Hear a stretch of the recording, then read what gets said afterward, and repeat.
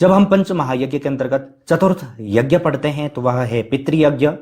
तो पितृयज्ञ का तात्पर्य है अपने जो पितृ हैं, है ना, जैसे कि कहा कि हिंदू यानी कि सनातनियों द्वारा मृत पितरों के प्रति आज भी श्रद्धा अभिव्यक्त की जाती है।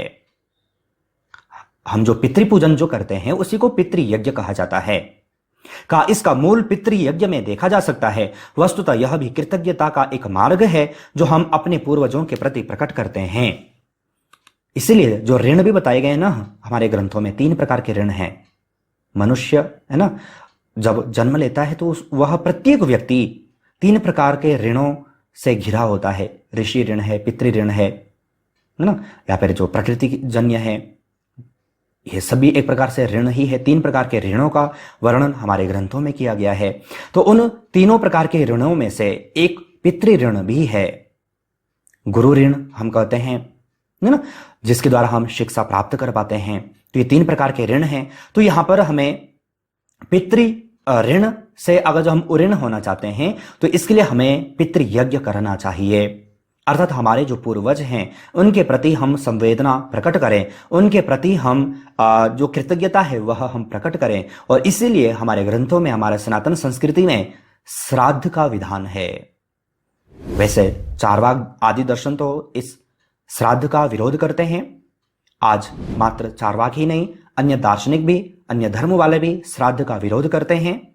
लेकिन हमारी संस्कृति में इन सब के लिए एक विधान है जिसे कि हम पितृयज्ञ के नाम से जानते हैं। तो हमारे जो पितृ हैं, जिन्होंने हमें जन्म दिया, हम आज जो कुछ भी हैं वह सब किसके द्वारा हैं? पितरों के द्वारा हैं। उनके कहीं ना कहीं उनके कर्मों का फल हम भुगतते हैं। उन्होंने जो कुछ किया है वह फल हम आज भुगत रहे हैं, हम वह प्राप्त कर रहे हैं। उनके द्वारा जो कुछ भी दिया गया है हम उसे फलीभूत कर रहे हैं, हम उसे जी रहे हैं। तो उससे उऋण होने के लिए यह पितृयज्ञ भी एक पंच महायज्ञ के अंतर्गत आता है। इसलिए कहा हिंदुओं द्वारा मृत पितरों के प्रति श्रद्धा अभिव्यक्त की जाती है और इस श्रद्धा को अभिव्यक्त करना ही पितृयज्ञ कहा जाता है।